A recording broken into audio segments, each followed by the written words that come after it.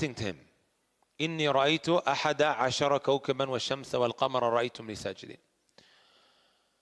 Who did he go to? After seeing this dream, who was the first person that he spoke to this dream about? Who? His father, Yaqub alayhi salatu wasalam, was also a prophet. How many brothers did Yusuf have? 11. Ahsantum. Why didn't he go to them? But he ended up going to his father.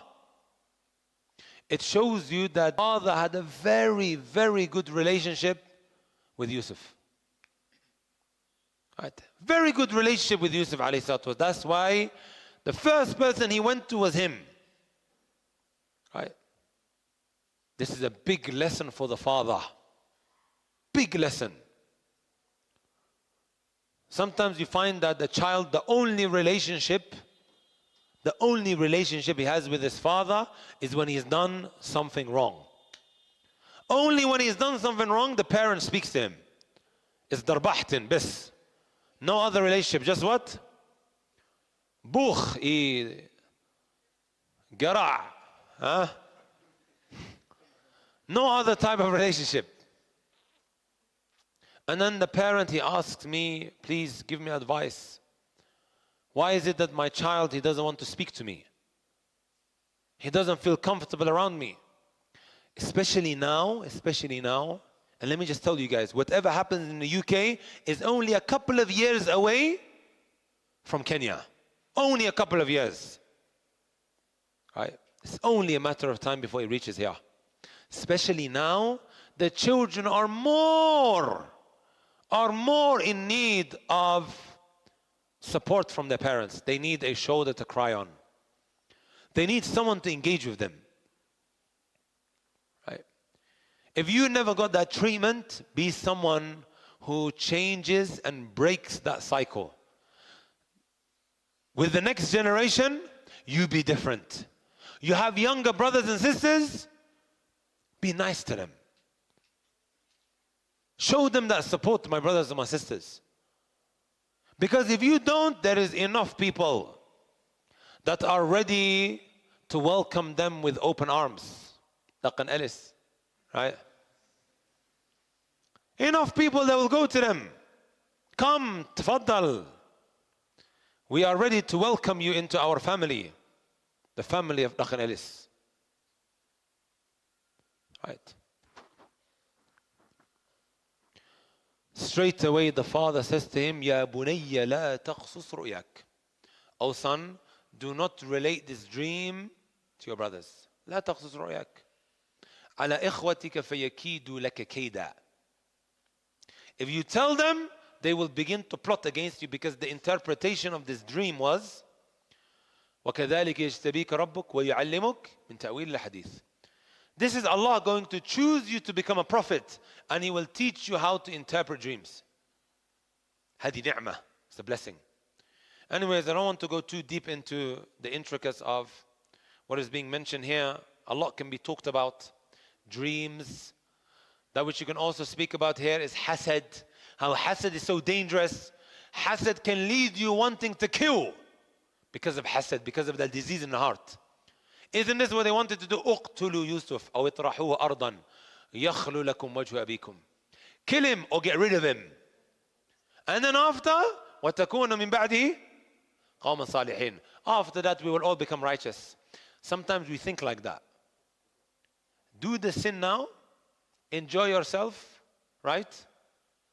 Sleep with her, do haram, and then after I will seek repentance. After I will seek forgiveness. My brothers and sisters, do you know how many people I know who kept on saying, I will and I shall, I want to make tawbah, please make dua for me, right? He went to sleep and he never woke up. He went to sleep telling himself, yes, I have time, I have time, I have time. I have my whole life ahead of me. He went to sleep, my friend, and he never woke up. He thought that he could deceive Allah. Some people, they think, I already made tawbah once. Like I knew a brother, he went for Hajj to change his life. He knows what is right and what is wrong. Right? ماذا حصل? What happened? He said, you know what? Tonight, let me go out. Wallahi al-Azim, he died in front of the club. He died in front of the club. He just came back from Hajj. He knows what is right and what is wrong. He only went to Hajj because he's trying to better and change his life, right? And he thought he could deceive Allah, right? يخادعون Allah, right? They think they can deceive Allah. I can get away with it. I can play around with tawbah. By the way, I'm not talking about someone who makes tawbah and then sins and then he's remorseful. He wants to change, but he falls into... No, I'm not talking about that. That's good what he does. Keep repenting. But some people, because of the desisa, إن الرجل لا يعمل بعمل أهل الجنة حتى ما يكون بينه وبين الجنة إلا ذراع فيسبق عليه الكتاب فيعمل بعمل أهل النار فيدخلها. أي قال ابن رجب لدسيسة في قلبه. I'm sure we heard the hadith, right? In أربعين النووية. When he keeps doing the actions of the people of Jannah. Imagine now you have 70 years in your life. 69 years. He's doing ibadah. How many days in a year? 365. Let's just say for 350 days. He was doing ibadah in the last 15. You know what? Wallah, I did well all my life. Let me quick, just one. هذا قبر.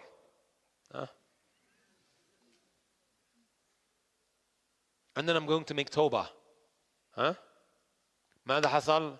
He went to sleep and he never woke up. So this is a dangerous, my brothers and my sisters, dangerous way of thinking. Long story cut short, my brothers and my sisters, I want to get to the part that I want to, inshallah ta'ala, speak about extensively today. The part when the wife of Al-Aziz, she trapped Yusuf. She locked him in the bedroom. And then she said, hey, Talak, let's get it on. We will come to that. But the part in between, long story cut short, what happened? They came to their father because Yaqub used to keep him very close. Right? Let us take him with us. أرسله معنا غدا يرتع ويلعب وإنا له الحافظون. Tomorrow we're going to go and play that. Let us take Yusuf with us. Father was very skeptical. إني ليحزنني أن تذهبوا به وأخاف أن يأكله الذئب. I'm scared if you take him, a wolf will come and he will eat him. Yaqub was scared.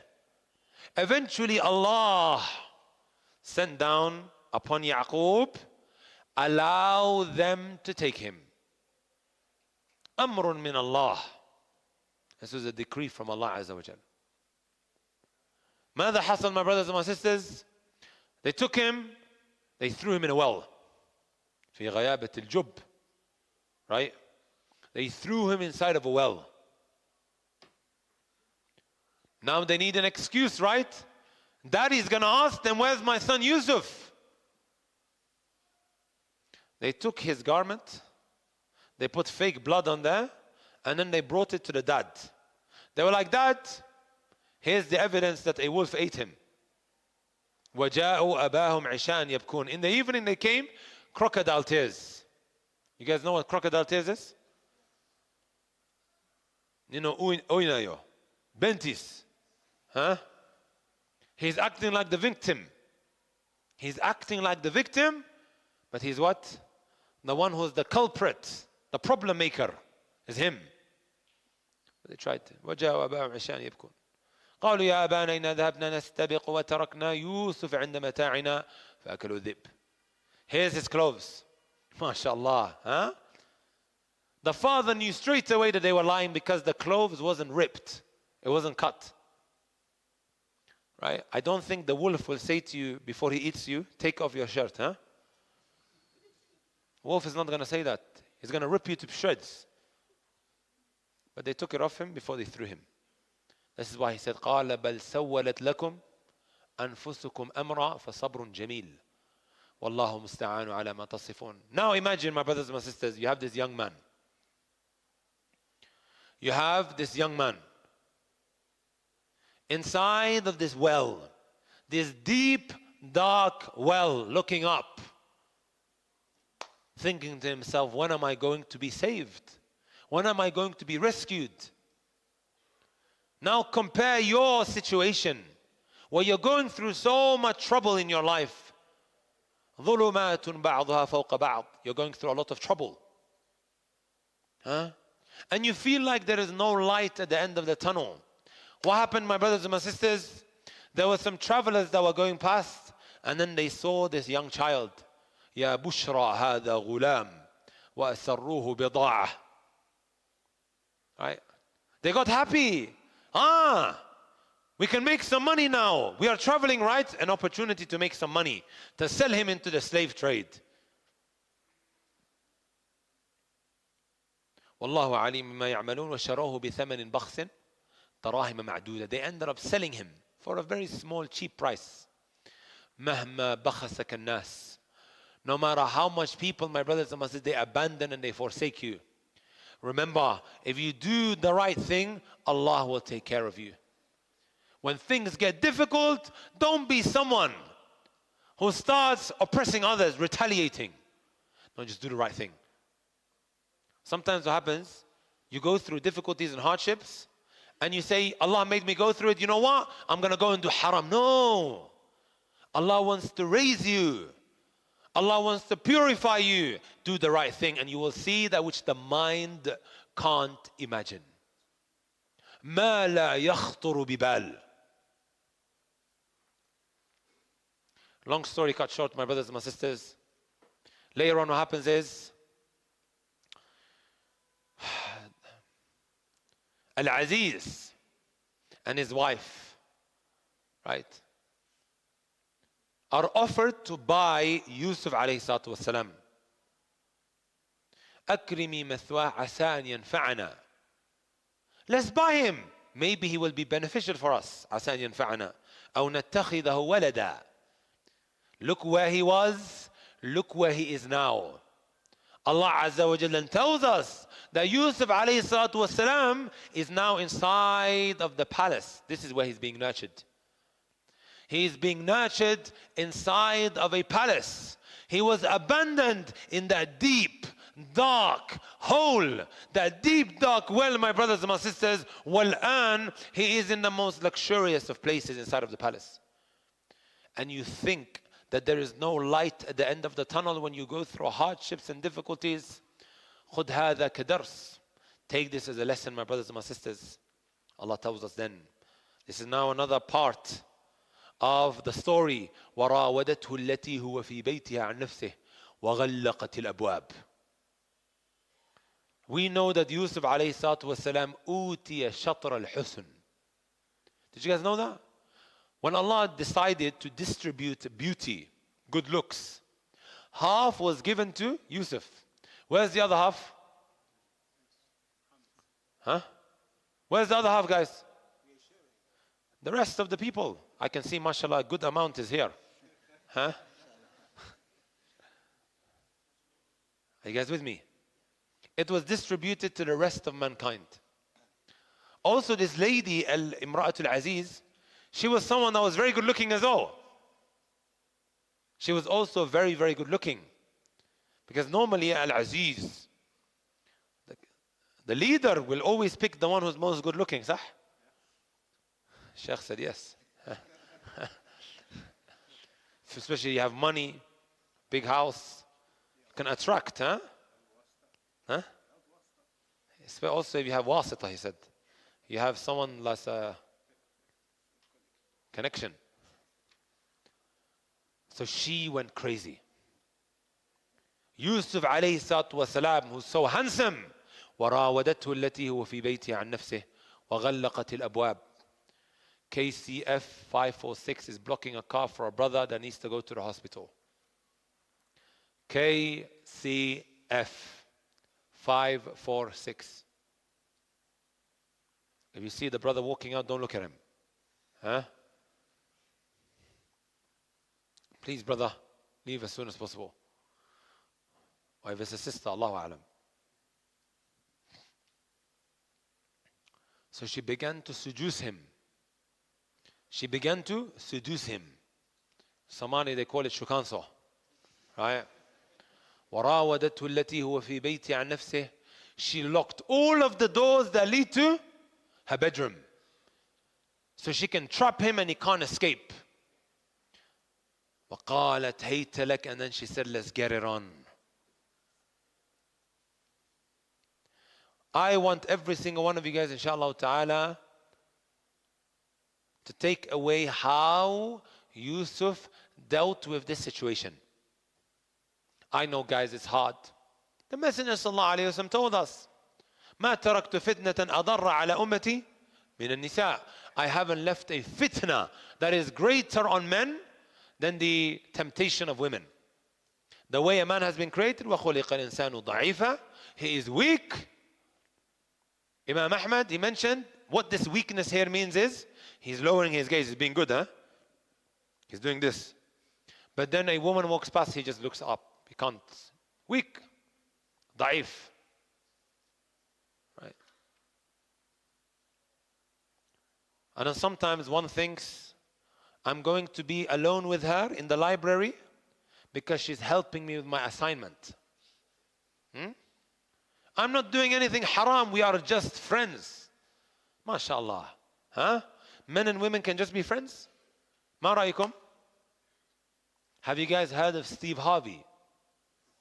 ما قرنا يسين. MashaAllah.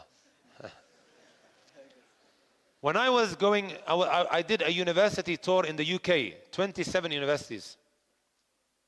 27 universities in 2 months. I went to all these universities. Some of these blue-haired feminists, huh?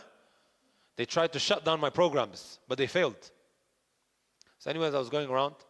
They will always ask me, can men and women just be friends? Sometimes in the university you have to be very careful. So I told them, go and ask Steve Harvey, type it into YouTube. Can men and women just be friends? You know what this gal, this kafir says? He's a gal, huh? The lady that he's speaking to, she's talking like that. Trying to make small out of it, right? He says, we men, we are just waiting for a crack in the door so we can what? Slip in. Even if she's my friend, the way we men, we are waiting for a crack in the door. Ya Rijal. Am I oppressing you guys? Even Al-Qahtani, he has some lines of poetry. تعرفون نونية القحطاني? He says, إن الرجال الناظرين إلى النساء مثل الكلاب تطوف باللحمان.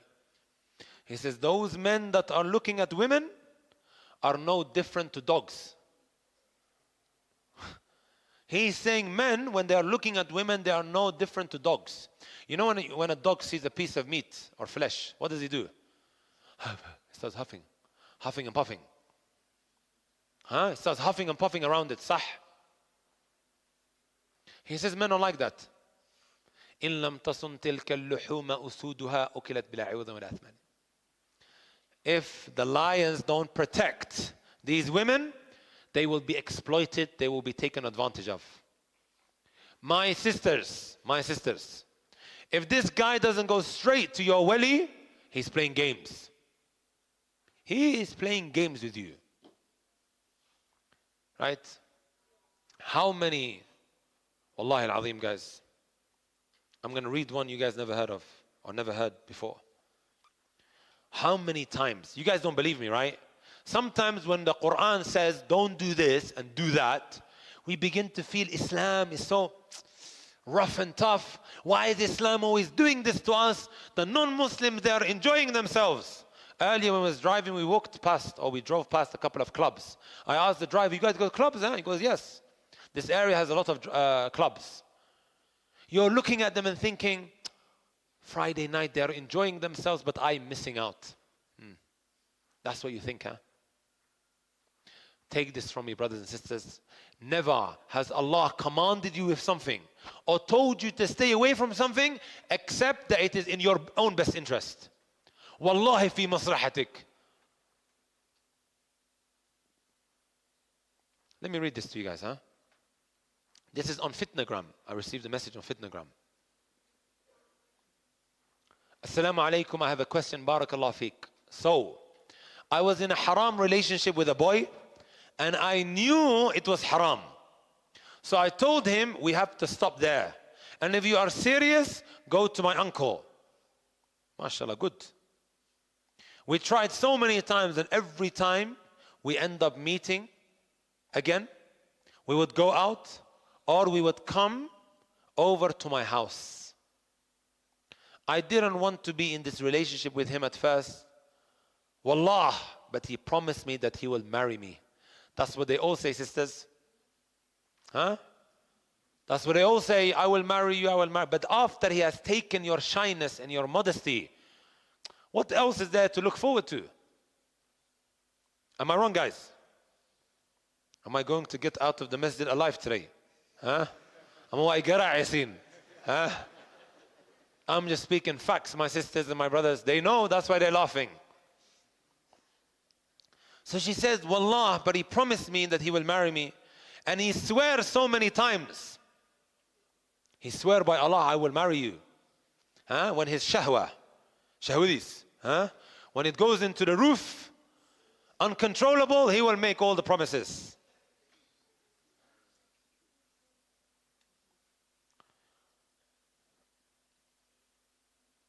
Then she says, many times he swore, and one day he called me and told me that his father chose for him, and he told me that his father chose for him a wife from back home. So he have to marry her. He promised me and left me in the end. I did haram and I'm so disgusted with myself. I hate myself. And now even if he did nikah with her, he keeps talking to me. Shaitan kafiri. Huh? He done nikah and he's still talking to her. And he tells me stuff like, he misses me. He tells her after the nikah that he misses her. And he keeps playing with my feelings. And by the way, we work together, yani, in the same work. And he is my neighbor, so he's everywhere. I know we did haram, I did tawbah, and I ask Allah to forgive us. And I ask Allah to get us together. Huh? He got married. Maybe second wife, Allahu A'lam. Huh? But this has hurt me so bad, I cry all the time, I really love him. Wallahi, when I read this, I know it might be funny at times, but wallahi, it's very hurtful. Because she's like our sister, sah. Imagine that happened to your sister. We all have sisters. She says, I do dua all the time, but now I don't know if I have to make dua to get us together, or I should give up. Ila akhirah. Kathir, wallahi al-azim, kathir. Many brothers. This is another message that I received from a brother. Assalamu alaikum, Sheikh. How are you? I hope you are well. I want you guys to count how many times he says, please help me. I want you guys to count. Count with yourself. So I was in a haram relationship and today she ended it. I am completely devastated. I can't do it anymore. My heart hurts so much. Please help me. What can I do to make myself feel better and get over it? Sheikh, please help me. But alhamdulillah, it has come to an end. So I'm out here again, but still I can't get away from her. I can't stop thinking about her. If you know what I need to know about it, please help me, Sheikh. Sheikh, please help me. I don't want to go back into the haram relationship. If you have any tips, please help me. And tell me, I don't want to repeat the sin again. Sheikh, please help me. How many times, guys?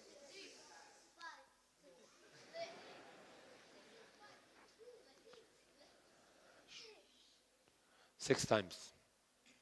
He's in a state of desperation. Wallahi al-azim, guys, so many I have to deal with. And I just don't have the time to respond back to each one of them.